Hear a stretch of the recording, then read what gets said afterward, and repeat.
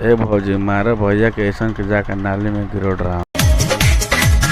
Gear बदले में टूटल बा चैनवा त गिरल बा सजनवा रे सखी मोटरसाइकिल चापस भौजी लागा रहा एहिंगा के टूटल बा चैनवा त गिरल बा।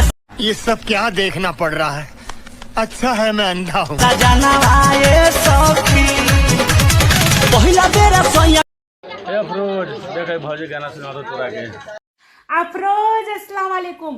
गाना सुनाने के लिए बोले थे ना, गाना सुनाती हूँ। आज सुबह जब मैं उठा ओहो तेरी कसम ऐसा लगा।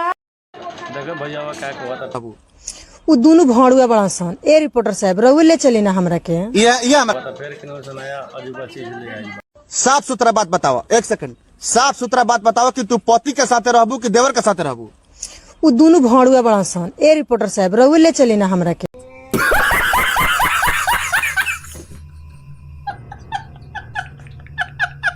ये हमार काम बा हो, ये हमार काम बा, माने ये हमार काम बा के अब तरह के लेके चली। हाँ ले चली ना का हो जाई। हमर जूजी इंस्टाग्राम हमार झाट इंस्टाग्राम बढ़े के न ठोरे के आग लग के बोजरा पड़ गल बूढ़ चटवा इंस्टाग्राम ऐसा इंस्टाग्राम के आग लग के बोजरा पड़ थू हमार लाड़ इंस्टाग्राम।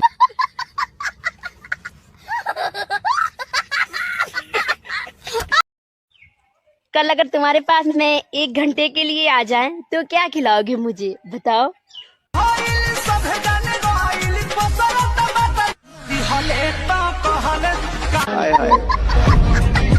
अभी हैप्पी बर्थडे टू बोले आवत हो कि ना? हैप्पी बर्थडे हैप्पी बर्थडे कथी happy birthday to happy birthday happy birthday happy birthday to to to to करे आ जाइए ने करो का तू।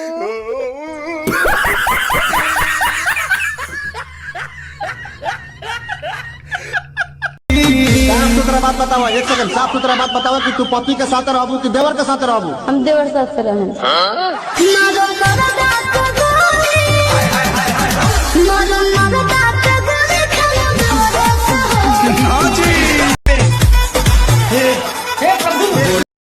ज्यादा होता है ना भौजी तो 2 किलो दे दिया ठीक बा।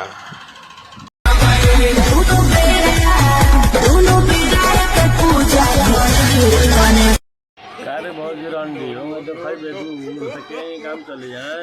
अरे पर्दा का चीज है, पर्दा में तो किया हो हमारे बाल के सही सही से बांध लगन सब पिए समझ में आइल। पर्दा में पिया।